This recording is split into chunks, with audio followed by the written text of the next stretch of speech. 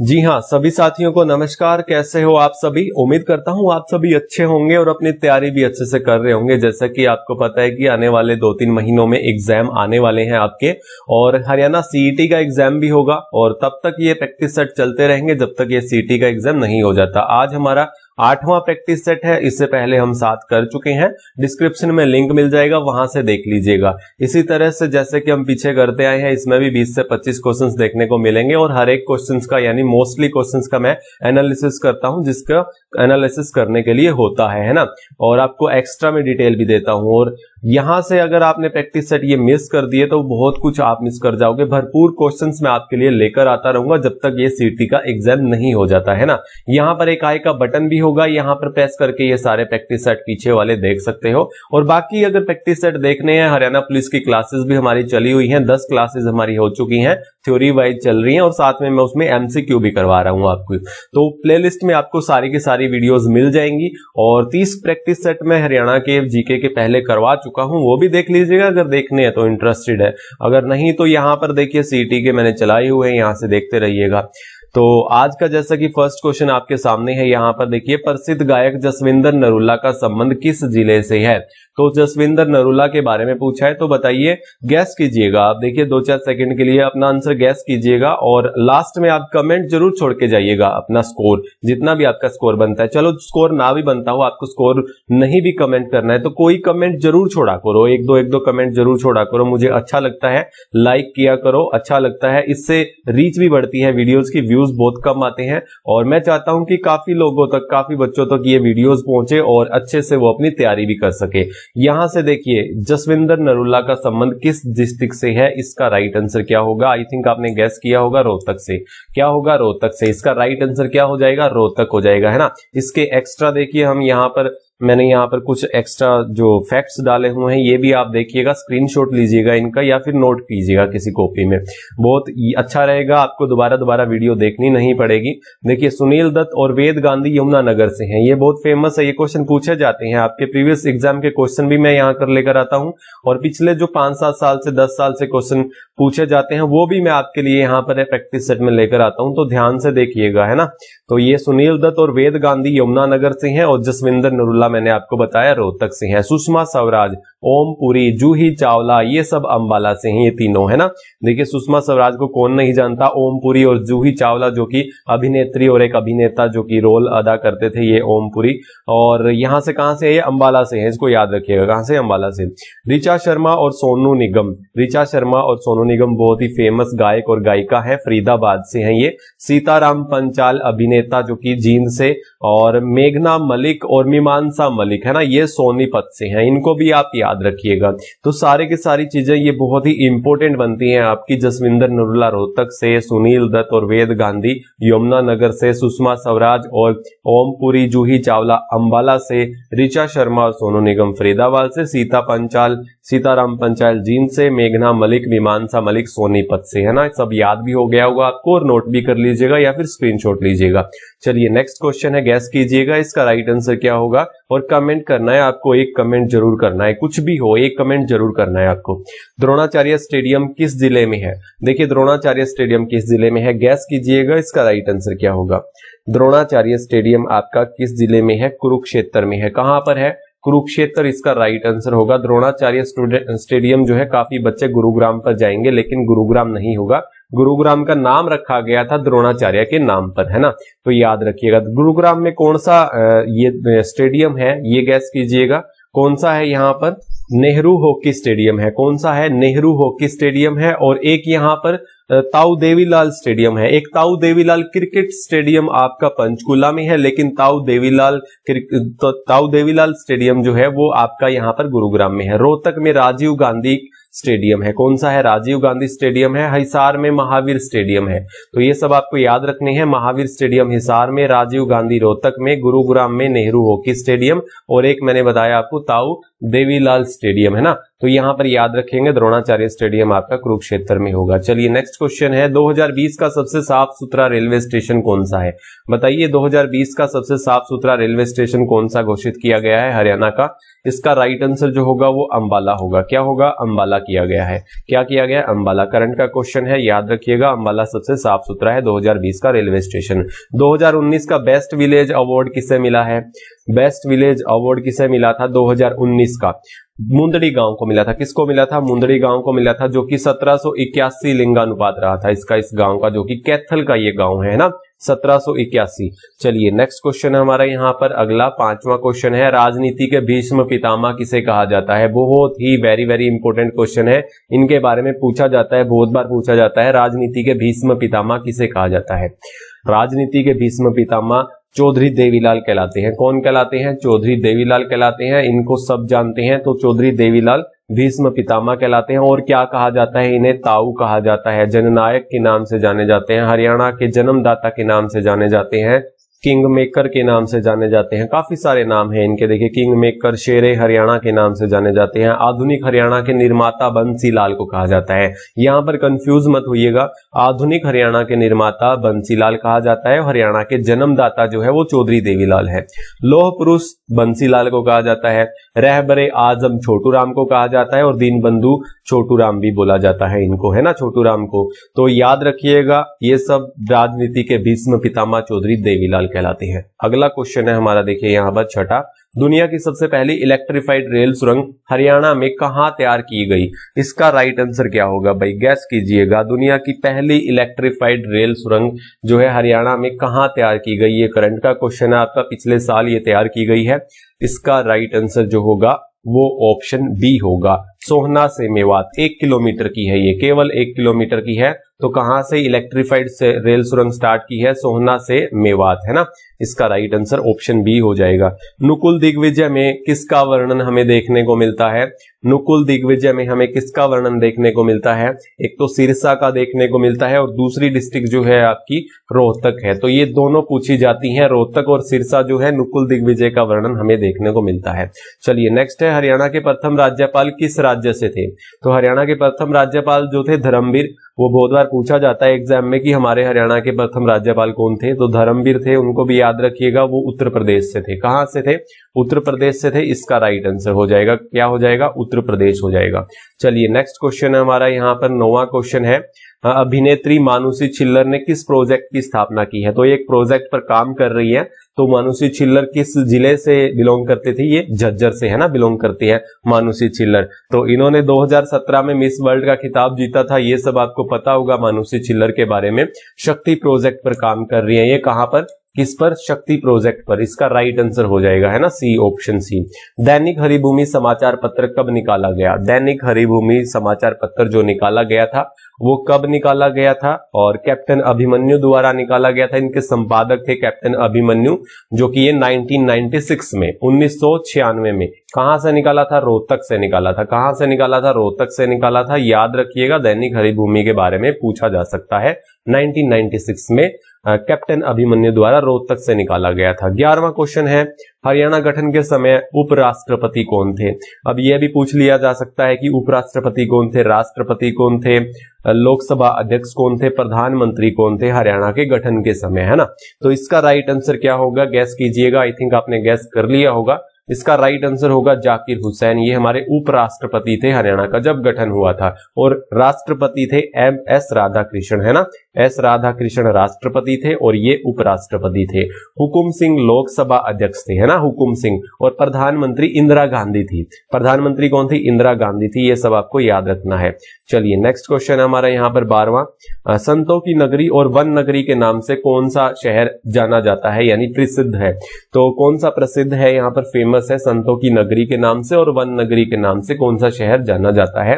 Right answer क्या होगा? Gas कीजिएगा। आई थिंक आपने गैस कर लिया होगा। इसका राइट आंसर सिरसा होगा। क्या होगा? सिरसा को जाना जाता है। किसको जाना जाता है? सिरसा को जाना जाता है, संतों की नगरी और वन नगरी के नाम से, है ना। देखिए अप्रेंटिस सिटी अंबाला, देखिए अप्रेंटिस सिटी के नाम से अंबाला को जाना जाता है। और साथ ही साथ आपको मिक्सी सिटी भी देखने को मिलेगा, और साथ ही साथ आपको साइंस सिटी नाम से देखने को मिलेगा अंबाला, है ना। City of park Kurukshetra. City of park Kurukshetra को कहा जाता है, जिसे धर्म नगरी भी बोलते हैं। काफी धार्मिक स्थल है यहाँ पर कुरुक्षेत्र में, जैसा कि आपको पता है, तो ये भी याद रखिएगा। सिटी ऑफ पारक कुरुक्षेत्र को कहा जाता है। City of war hero Bhiwani को कहा जाता है ना, भिवानी को। और मैग्नेट सिटी जो कि हिसार है, और इसको बोला जाता है स्टील सिटी भी बोला जाता है ना। नगरों का शहर टोहाना बोला जाता है, नहरों का शहर टोहाना बोला जाता है, जो कि सबसे ज्यादा नगर जो है वो अंबाला में है ना। नगरों का शहर हम अंबाला को भी बोल सकते हैं, और नहरों का शहर टोहाना को बोला जाता है, जो कि फतेहाबाद में है। ये सब आपको याद रखना है। ये इसका राइट आंसर सिरसा हो जाएगा। चलिए नेक्स्ट क्वेश्चन है हमारा 13वां। हरियाणा में आरक्षित वन कितने हैं? बताइए कितने वर्ग किलोमीटर में हमारे आरक्षित वन है।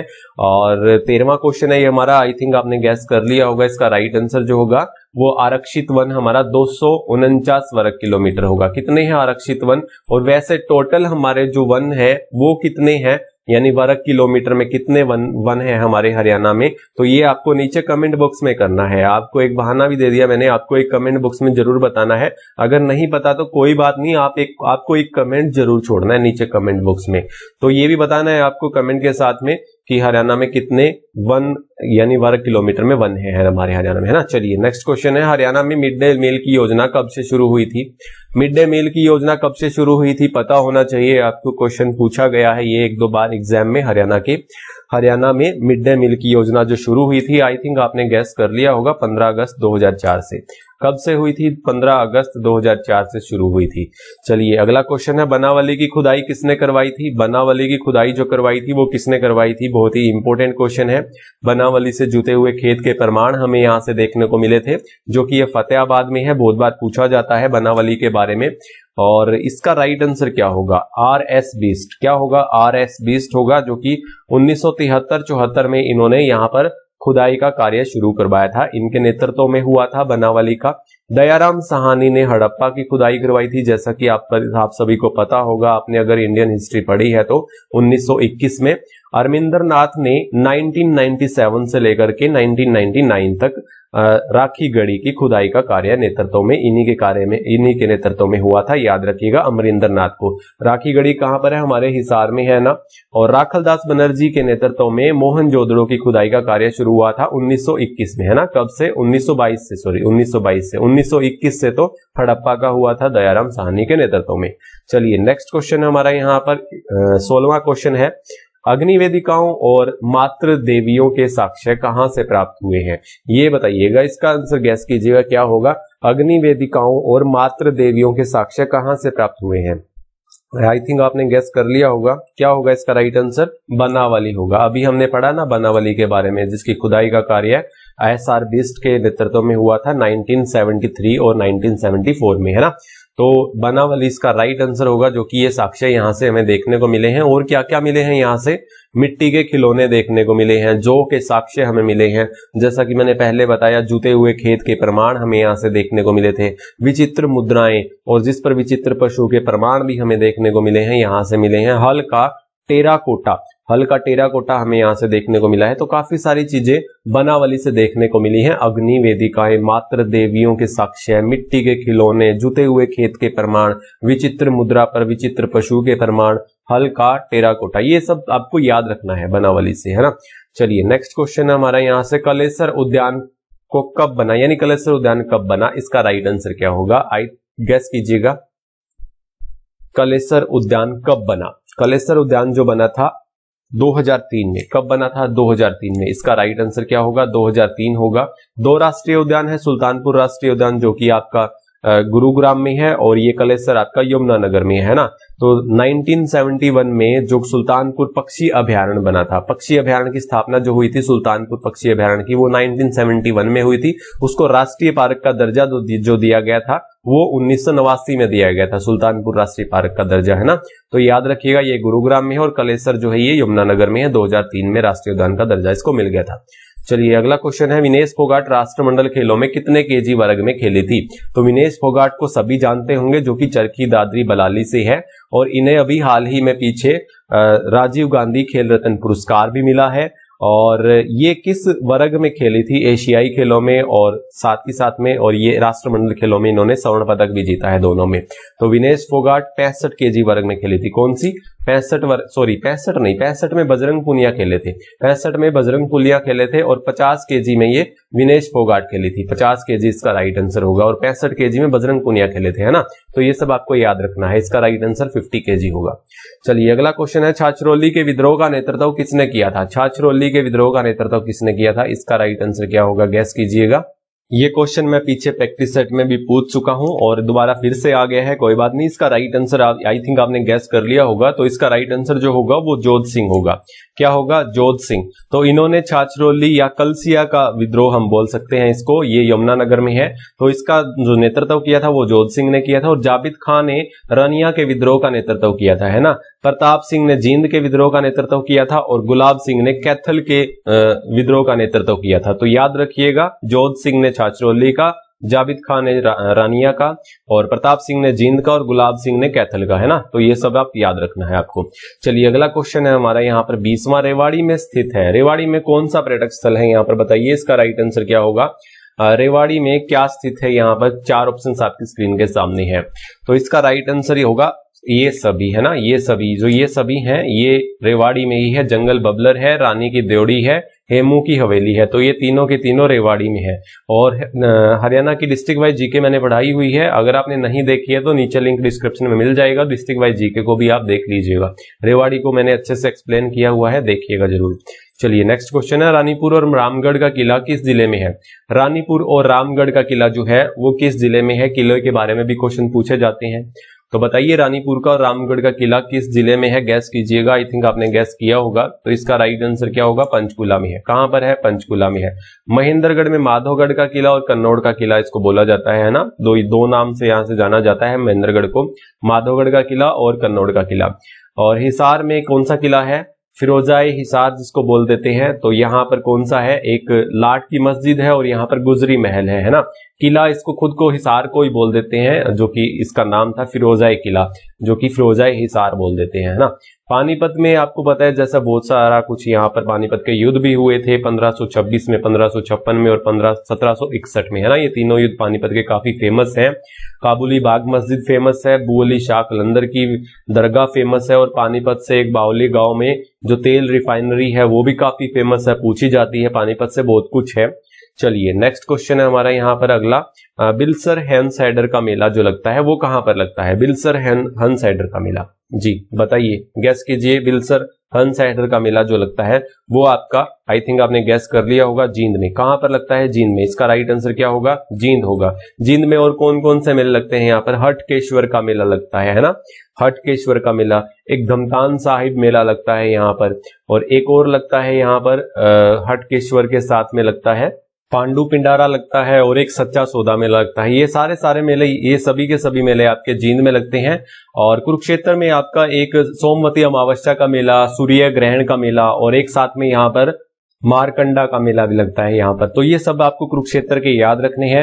अंबाला में कौन कौन से लगते हैं? तीज का मेला यहाँ पर बहुत ही फेमस है, शारदा देवी का मेला लगता है यहाँ पर, गुगा नवमी का मेला भी लगता है, बावन द्वादशी का मेला भी यहाँ पर लगता है। तो ये सब अंबाला के आपको याद रखने हैं। हिसार में कौन कौन से लगते हैं? जन्माष्टमी का मेला यहाँ पर लगता है, अग्रसेन का मेला भी बहुत बार ये एग्जाम में एक बार पूछा गया था, अग्रसेन का मेला, और जन्माष्टमी का मेला तो बहुत बार पूछा गया है। नवरात्रि का मेला लगता है यहाँ पर, काली देवी का मेला लगता है, काली देवी का मेला एक आपका पंचकुला में कालका में भी लगता है, गोगा नवमी का मेला भी यहाँ पर लगता है हिसार में, शिव जी का मेला भी यहाँ पर लगता है। तो ये सब मेले आपको हिसार से याद रखने हैं। तो सब के सब आपको याद रखने हैं। बिल्सर हैंसहैडर का मेला आपका जींद में लगता है ना। चलिए नेक्स्ट क्वेश्चन हमारा यहाँ पर 23वां, अभी हाल ही में किस देश में कल्पना चावला के नाम पर स्पेस क्राफ्ट लॉन्च किया गया है? तो कल्पना चावला के नाम पर स्पेस क्राफ्ट लॉन्च किया गया है, वो किस डिस्ट्रिक्ट में किया गया है? इसका राइट आंसर गैस कीजिएगा क्या होगा? हाँ, कल्पना चावला के नाम पर स्पेस क्राफ्ट लॉन्च किया गया है, वो अमेरिका में किया गया है। कहां पर? अमेरिका। इसका राइट आंसर हो जाएगा ऑप्शन बी, है ना। चलिए नेक्स्ट क्वेश्चन हमारा यहाँ पर, राज्य की प्रथम औषधि प्रयोगशाला स्थापित की जाएगी। तो राज्य की प्रथम औषधि प्रयोगशाला जो स्थापित की जाएगी, इसका आंसर जो होगा वो पंचकुला होगा। क्या होगा? पंचकुला में की जाएगी। कहां पर? पंचकुला में की जाएगी। तो हरियाणा की जो प्रथम औषधि प्रयोगशाला पंचकुला में स्थापित की जाएगी। अगला क्वेश्चन है हमारा यहाँ पर, बड़खल झील का निर्माण कब हुआ था? बड़खल झील का निर्माण कब हुआ था? काफी सेनानी यहाँ पर आते हैं। तो इसका निर्माण जो हुआ था बाढ़ को रोकने के लिए, बाढ़ का ज्यादा प्रकोप यहाँ पर था इस एरिया में, तो इसको बड़खल झील का यहाँ पर निर्माण किया गया था। यही एक रीजन था। इसका जो आंसर होगा 1947 में हुआ था, है ना। तो ये थे हमारे 25 क्वेश्चंस। कैसे लगे आपको? एक कमेंट जरूर छोड़ के जाना है नीचे और लाइक भी साथ में करना है। और हम मिलते हैं नेक्स्ट प्रैक्टिस सेट में। तब तक के लिए जय हिंद, जय भारत।